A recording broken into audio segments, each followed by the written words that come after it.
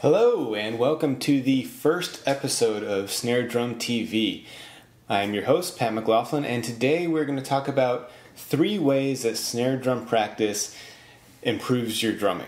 Now, obviously this website is all going to be all about snare drumming, snare drum exercises, snare drum reviews, snare drum maintenance, and just general snare drum happenings and tips and talk. And obviously there are a number of reasons I decided to start this website, but you can check out the About page for all that. So let's dive right into this. The first reason, the first way that snare drumming practice can help your drumming overall is that it forces you to focus on your fundamentals, right? It really makes you focus on your fundamental techniques. So if you're playing drum set or something, obviously your hands are split up all over the drum set across multiple cymbals and multiple drums. When you're just practicing on a snare drum or a snare drum pad, everything is in one location, and your hands are right in front of you at all times, and you're really able to slow things down, check things out, and see how you're moving, how you're feeling, and all that. The second way snare drum practice helps your drumming is that it allows you to isolate your rhythmic accuracy. If you're splitting a rhythm up across, same thing, multiple drums, multiple cymbals, there is a chance that the different tones and textures of those instruments can cover up some of the rhythmic inaccuracies in your playing. So when you're playing on a single surface, on a snare drum or a snare drum pad, again, it's all right in front of you, it's all right there.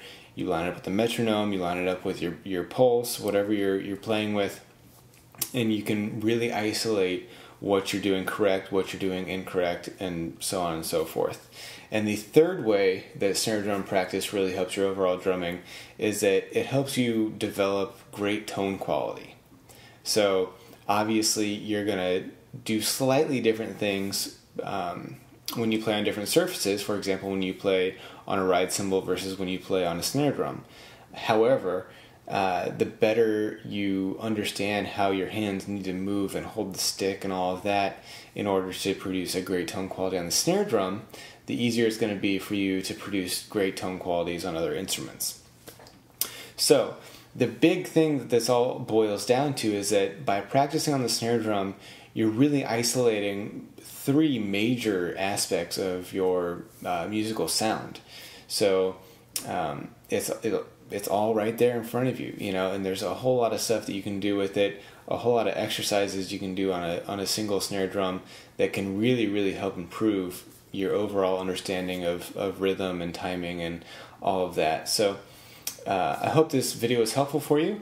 Please comment. I would love to hear your thoughts on this. What do you think?